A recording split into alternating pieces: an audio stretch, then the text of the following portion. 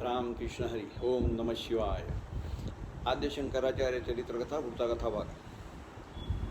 मागच्या कथेमध्ये आपण श्रवण केलं की हे नंबुद्री ब्राह्मण जे नंपुतिरी हे जे ब्राह्मण होते केरळमधले, हे सगळे कर्मकांडी होते आणि म्हणून त्यांनी शंकराचार्यांना आव्हान दिलं, शास्त्रार्थ करा. आणि तिथे जो शास्त्रार्थ झाला त्या शास्त्रार्थामध्येच शंकराचार्यांनी त्यांचा सहज पराभव केला.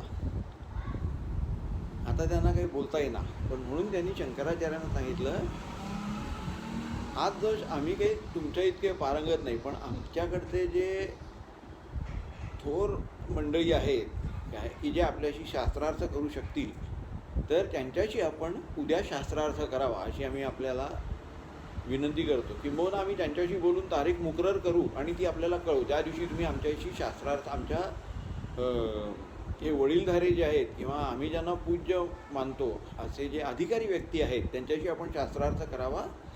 आम्ही तुम्हाला तारीख आणि वेळ कळवतो. शंकराचार्यांनी मान्यता दिली. आणि हे नंपुतिरी ब्राह्मण जे होते त्यांनी काय केलं, एकाच वेळी 50 मैल अंतरावर असलेल्या 2 ठिकाणी एकाच वेळी शंकराचार्यांशी वादाची स्पर्धा ठेवली. त्यांचा हेतू साधा होता. त्यांनी निरोप पाठवला की तुम्ही ह्या ठिकाणी आमच्याशी शास्त्रार्थ करा. जर आपण आमचा पराभव केलात तर आम्ही आपलं शिष्यत्व पत्करू. पण जर आपण येऊ शकला नाही किंवा आपला जर पराभव झाला तर आपल्याला आमचं म्हणणं म्हणजे अद्वैत सिद्धांत नाही, द्वैत सिद्धांत मान्य करावा लागेल.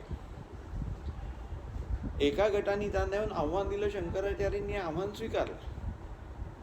हा गट निघून गेल्यानंतर 50 मैलावरच्या दुसऱ्या गावाचा गट नंपुतिरी ब्राह्मणांचा तो आला आणि त्यांनी शंकराचार्यांना आव्हान दिलं. शंकराचार्यांनी त्यांना सांगितलं की आत्ताच त्यांच्याशी माझं बोलणं झालं, अमुक एक गावी उद्या माझा ह्यावेळी शास्त्रार्थ आहे, तेव्हा मला तिकडे जाणं क्रमप्राप्त आहे, मी आपल्याशी शास्त्रार्थ कथा करू. त्यांनी सांगितलं ते काही आम्हाला माहिती नाही, जर आपण येऊ शकला नाही तर आपण हारला तसा मी घोषित करू. आणि शंकराचार्य हसायला लागले. त्यांच्या चेहऱ्यावर दिव्य तेज पसरलं. बारीक बारीक जी रत्नबीज असतात तसे त्यांचे दात होते. अतिशय शांत चेहरा, प्रशांत डोळे, नेत्र प्रशांत होते. आणि त्यांनी स्मित केलं आणि नंतर त्यांनी सांगितलं, ठीक आहे, मी तुमच्याकडे शास्त्रार्थ करायला येईन.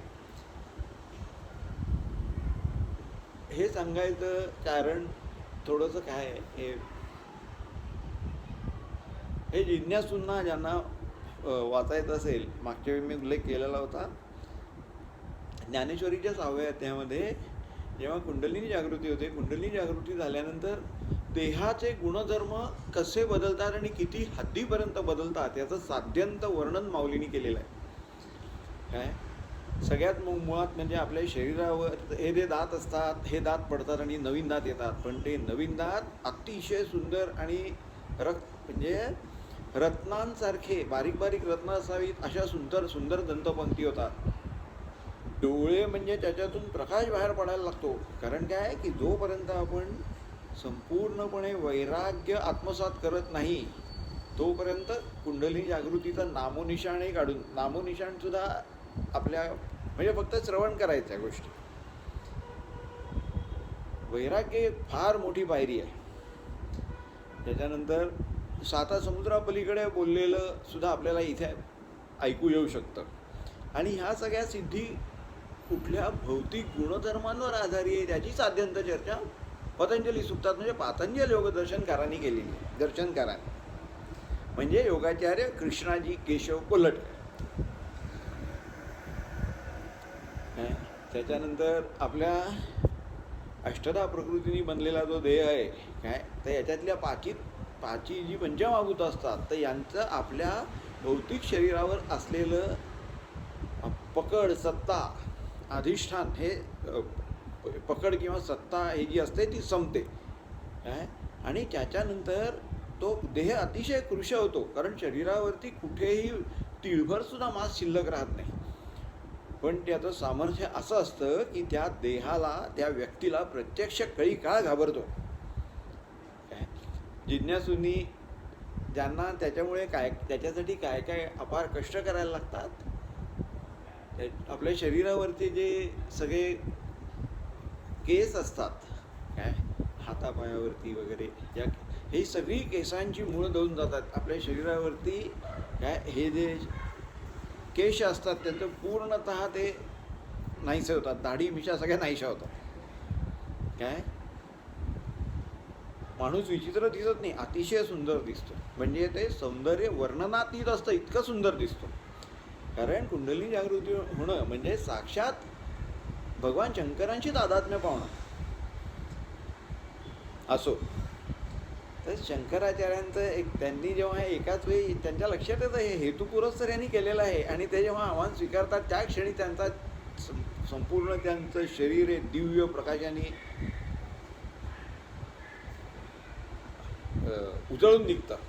त्यांचं आव्हान स्वीकारतात. त्यांच्याबरोबर राजशेखर राजा असतो केरळचा, म्हणतो महाराजांनी एका वेळी आपल्याला 2 ठिकाणी यायचं आमंत्रण दिलं आणि आपण स्वीकारलं, कसं काय होणार आहे. समर्थ व्यक्ती असते ती यांची उत्तरं देत बसायच्या म्हणतात पडत नाही, त्यांच्या एका आश्वासक स्मितामध्ये सगळी कामं होतात. त्याप्रमाणे शंकराचार्य त्या नरेशाकडे पाहून, राजशेखरकडे पाहून केरळच्या एक आश्वासक स्मित करतात आणि तो समजतो आपल्या कल्पनाशक्तीचं किंवा आपण आपल्या ठिकाणी जे ज्ञानाचा आभास आहे, आपण ज्याला ज्ञान समजतो त्याच्या कक्षेच्या पलीकडच्या गोष्टी आहेत. काय आचार्य शंकराचार्यच करू जाणे. आणि दुसऱ्या दिवशी काय होतं, शंकराचार्य एका विद्वत सभेत जातात, त्या ठिकाणी शास्त्रार्थ करून त्यांचा पराभव करतात.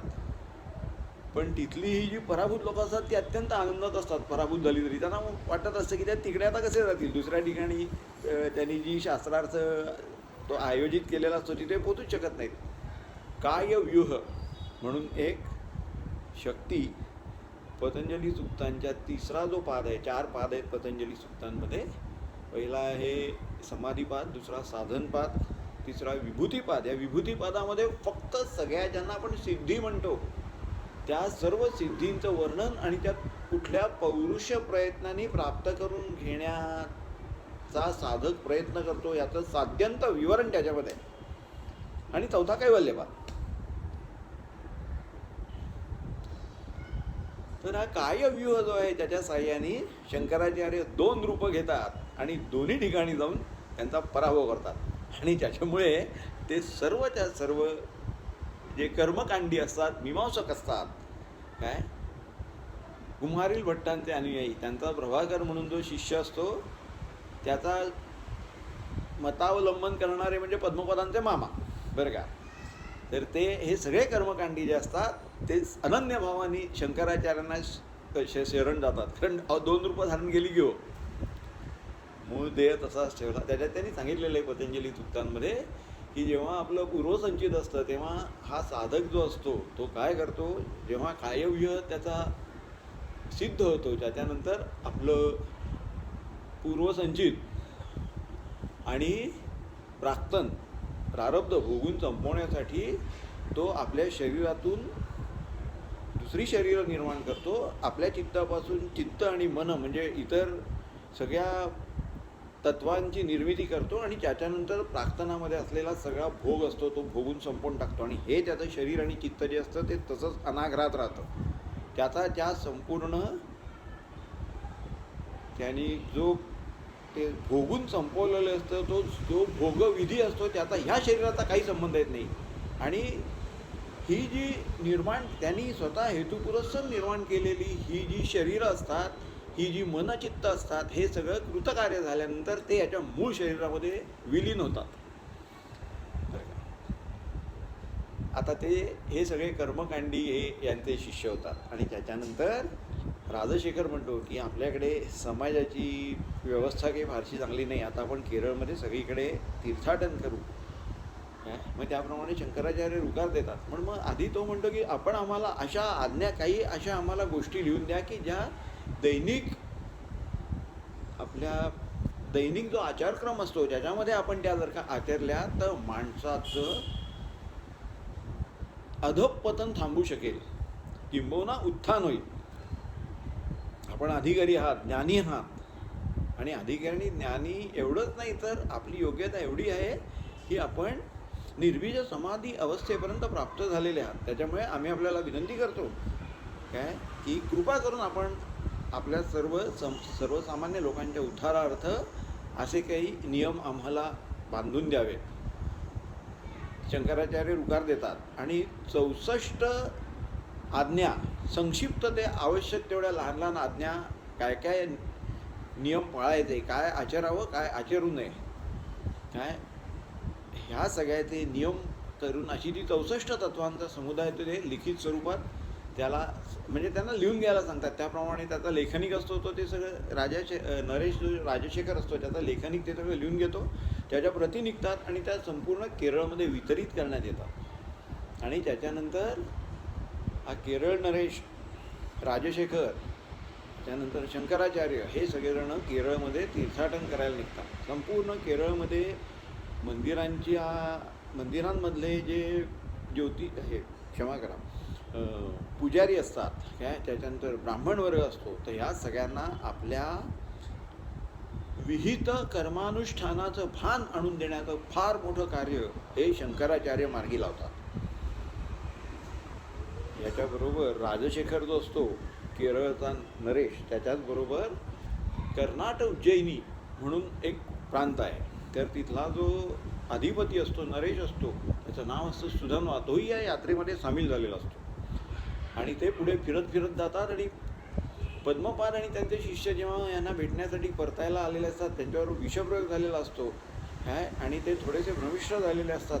त्यांना वाटेतच कळतं की ते केरळच्या यात्रेवर गेलेले आहेत शंकराचार्य, आणि म्हणून ते तिकडे शृंगेरीकडे जाण्याचा मार्ग सोडून ते केरळला येतात आणि तिथे शंकराचार्यांना येऊन भेटतात. शंकराचार्यांची आणि त्यांची भेट झाल्यानंतर शंकराचार्य मोठ्या प्रेमाने पद्मपादांना आलिंगन देऊन कुरवळणार आणि त्याच्यामुळे त्यांच्यावर झालेला जो विषप्रयोग असतो त्याची संपूर्ण बाधा नाहीशी होते आणि त्याच्यानंतर ते स्वस्थ होतात.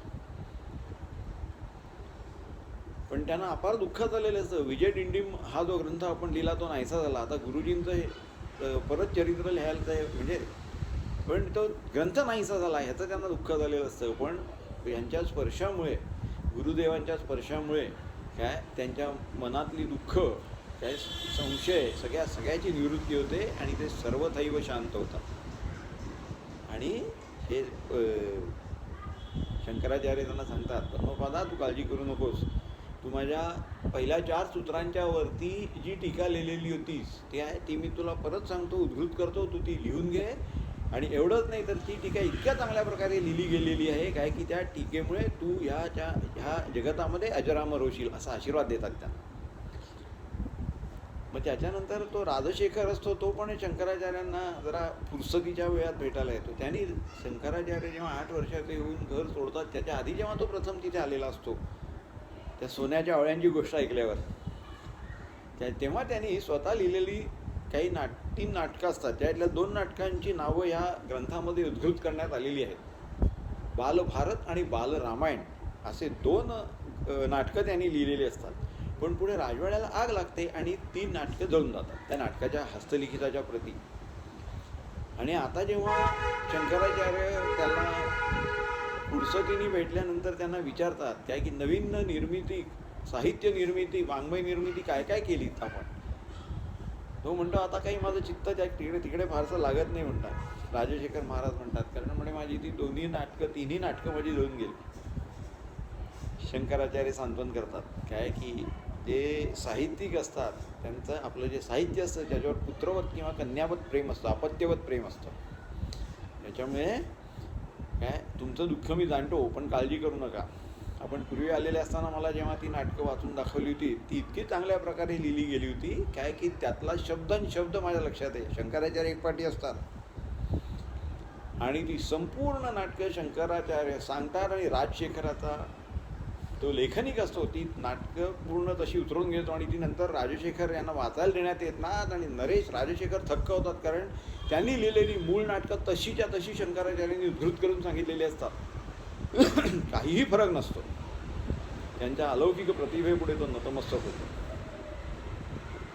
आता शंकराचार्यांचा जीवन प्रवाह पुढे कुठे जाणार, तिथे आणखीन काय चमत्कार होणार, काय त्यांच्या कृपेचा वर्षाव कोणावर होणार, त्याच्यात कोणाचा उद्धार होणार, तरुण जाणार, ह्या सगळ्या गोष्टींची आपला योग याचा संबंध हा उद्याच्या कथाभागामध्ये. मित्रांनो, आज आपण इथे थांबू. आज आपण मला आज्ञा द्यावी. राम कृष्ण हरी.